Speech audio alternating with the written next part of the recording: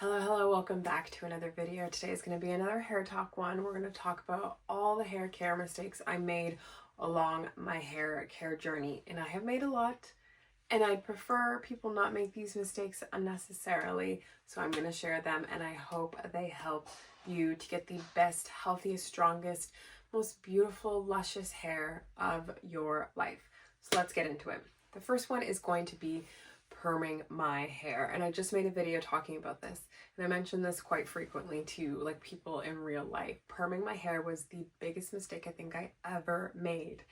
I permed my hair for the first time when I was in grade 8. I wanted it to look a specific way for pictures, and then I continued to perm my hair afterwards. I'd only perm my hair 2 to 3 times a year. My mom would always do it for me, and I just remember watching my hair slowly break off.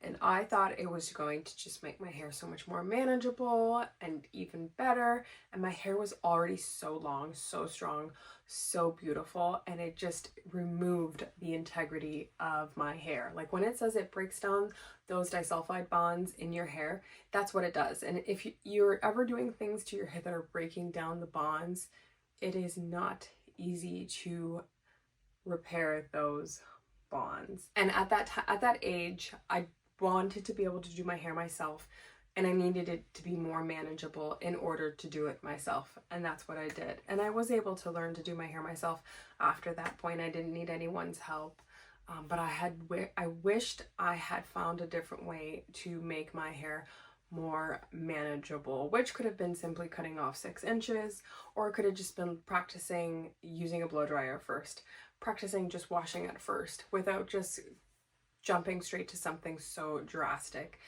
It was not necessary. I can see as an adult, it was not necessary for me to do, and I absolutely regret it. So please evaluate for yourselves if you are somebody who's looking to do that or currently does it. Is it really necessary? Is it making your hair more manageable the way we think it is? And are the physical health effects of that chemical truly worth it? Number 2 was bleaching my hair. I've only bleached my hair once in my entire life. I bleached it in order to get to a specific shade of red. I've always gravitated to reds, to browns, coppery colors. I think I started doing highlights when I was in grade 7. I absolutely love it. I love playing with color. But when it comes to bleach, I was bleaching and perming, and that's just a recipe for disaster. And that's part of what truly makes me regret it, is I was just not doing healthy things to be able for my hair to tolerate putting bleach in it. And it damaged my hair even further afterwards. And my hair didn't recover after I had put bleach in it. The color worked. I got the color I wanted when the color was deposited on top of that bleach, but my hair was just disgusting afterwards in terms of health. And when your hair is very damaged, it makes it harder to style. So you're not even enjoying that beautiful color. So was it worth it? No. Third mistake was not washing my hair enough. I was going every 2 to 3 weeks between washing my hair. I was young, I was active, I was doing sports, I was doing dance, I was traveling sometimes. My hair was just not getting the frequent washing that I feel like it truly needed. And it takes time to figure out what frequency your hair best thrives on. I feel like whether you're a kid or you're an adult, sometimes it's hard to tell if, okay, maybe you could do with more washing or you could do with less washing. But for me at that point in time, I was just not doing it enough. And as we're on the topic of washing, I was only shampooing my hair once, and this is a huge one. I would apply the shampoo to my hair, do whatever scrunch, like all the hair would be up in a ball, scrunch. I'd see 0 suds, and I'd rinse, and then I'd move on to conditioning.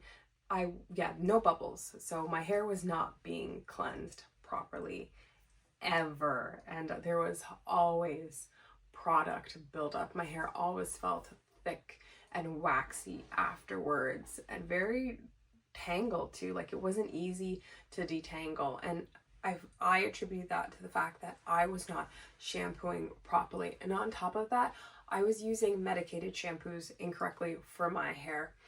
I would apply medicated shampoos to all of my hair. So the scalp, the roots, the lengths, all the way down to the ends. And the medicated shampoo that I would use would be like Selsun Blue.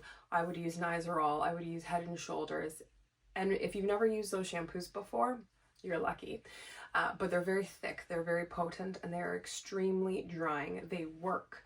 The ingredients in those shampoos truly work to target your scalp issue, but it's drying to the length of your hair. And I was using it on all the lengths of my hair, and my hair was very dry and stripped afterwards. And I would never follow up with what my hair needed. I just thought, once again, it's part of the process. Having dry hair. I just thought my hair would be dry forever.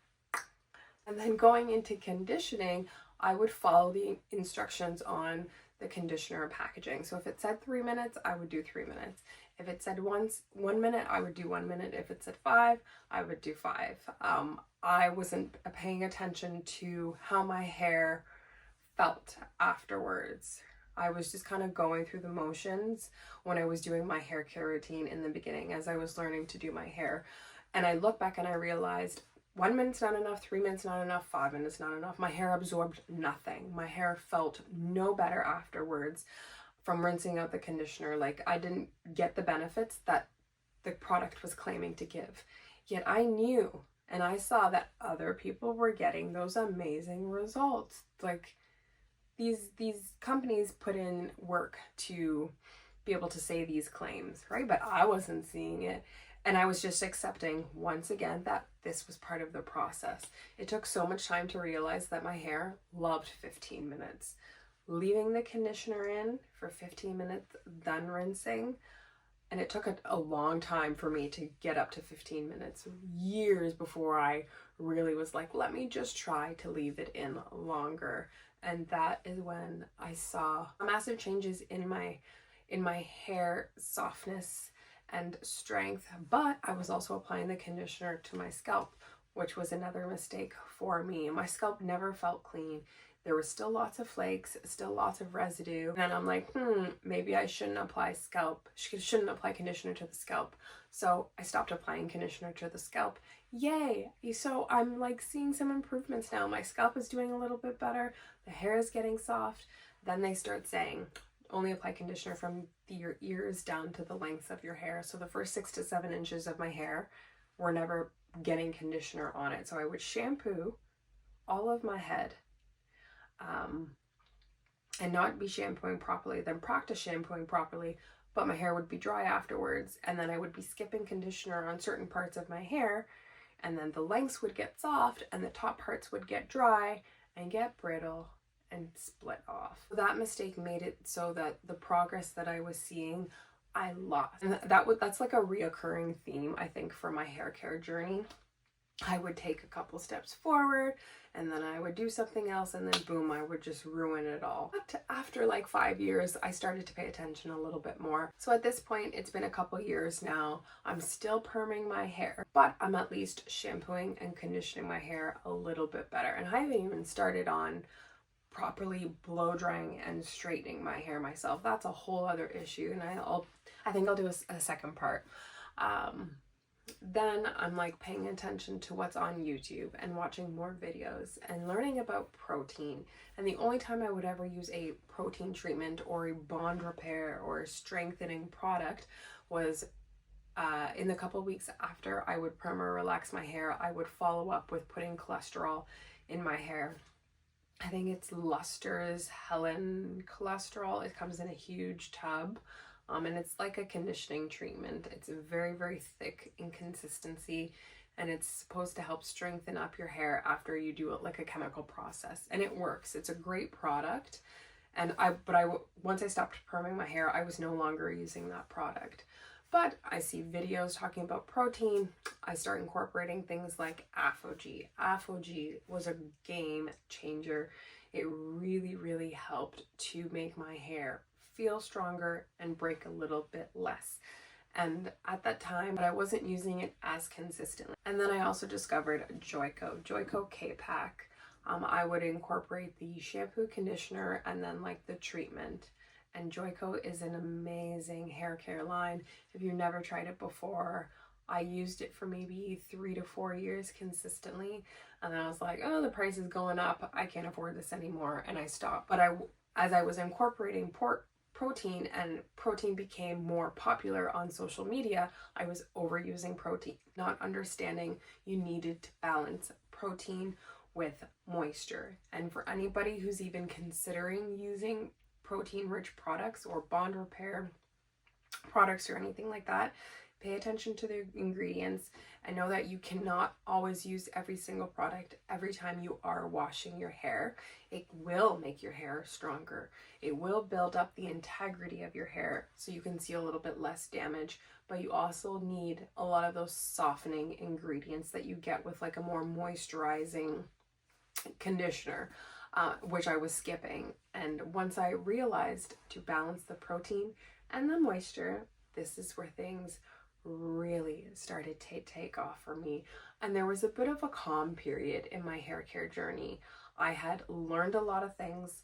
I had stopped a lot of bad habits, but then I discovered the curly girl method. And I think I'm going to end the video on that part. Once I discovered the curly girl method, things really changed. But please, I want to know, leave a comment down below if you have made any of these exact same mistakes in your hair care journey, how you fixed it.